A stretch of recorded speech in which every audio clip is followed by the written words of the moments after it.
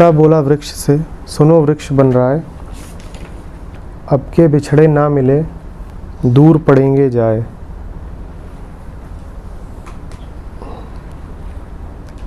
आमतौर पर एक दो शब्द होते हैं जो केंद्रीय होते हैं, उनको पकड़ लीजिए तो पूरी साखी है उसके आसपास ही होती है।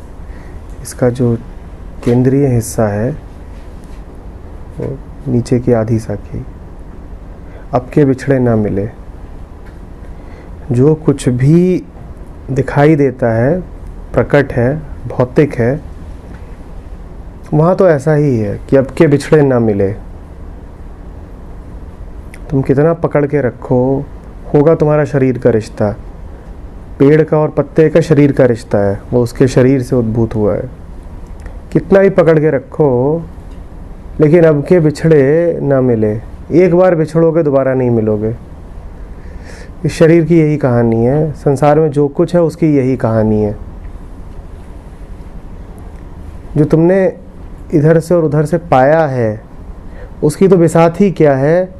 जो खुद तुम्हारे ही शरीर से पैदा है उससे भी एक बार अलग होगे, दोबारा मिलेगा नहीं वो, दूर पड़ेंगे जाए।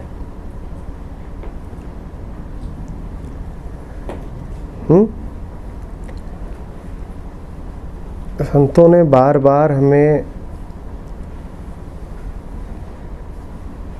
हमारी हरकतों की, हमारे संबंधों की, इस संसार की ही निस्सारता का एहसास कराया है।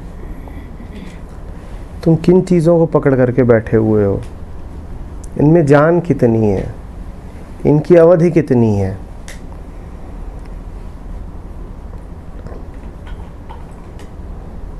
कभी कबीर कहते हैं कि ये शरीर कच्चे घड़े की तरह है,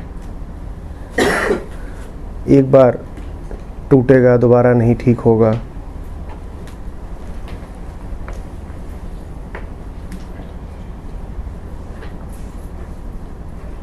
कभी कहते हैं कि पेड़ पे लगे पत्ते की तरह है,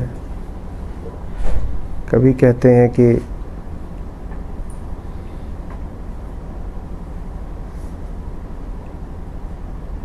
पानी की तरह है।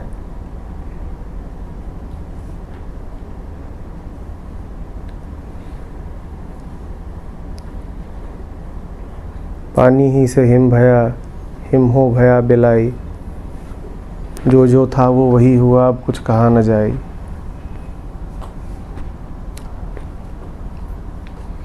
जो कुछ भी दिखाई पड़ता है तुम्हारा, उसको तो विलुप्त ही हो जाना है, वो तो बिलाए जाएगा। जो जो था वही हुआ, अब कुछ कहा न जाए। उसको तो वापस उसी में मिल जाना है जो दिखाई नहीं देता, क्योंकि वही असली है।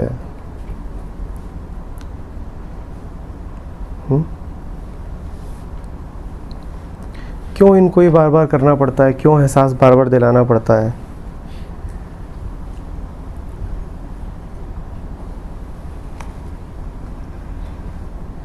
क्यों करना पड़ता है ये? वर्ल्डली माया ने, हम मटेरियलिस्टिक वर्ल्ड में जीते हैं, बार बार उसको असली मान लेते हैं। उसको असली मानने से क्या होता है? यही होकर रह जाते हैं फिर। उसको असली मानने से ये होता है, उसको असली मानने से ये होता है कि जो है ही असली वो भूल जाता है।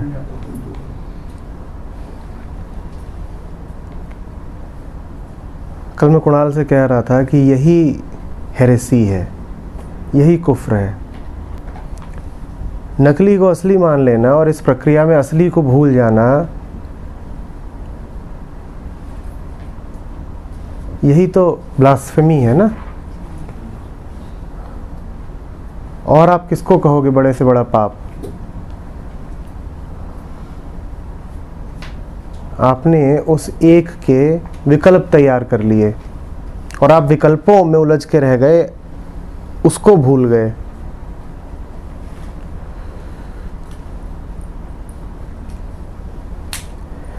वो एकमात्र सहारा हो सकता था, आपने 5-6 वैकल्पिक सहारे खड़े कर लिए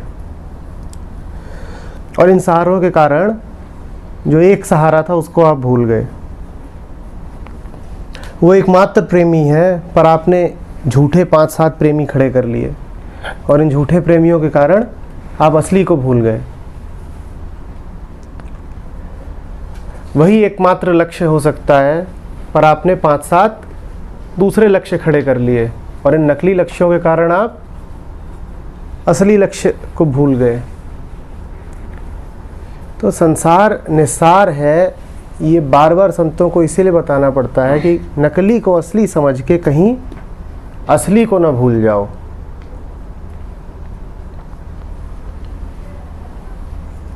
यही परिभाषा है काफिर की, जो नकली को असली समझ ले और असली को भुला दे। और नकली को असली समझने का क्या अर्थ है? जो उसके अलावा किसी को भी महत्व देने लगे वही काफिर है। जिसने उस एक के अलावा किसी को भी महत्व दे दिया, रुपया, पैसा, पति, पत्नी, धन, दौलत, इज्जत,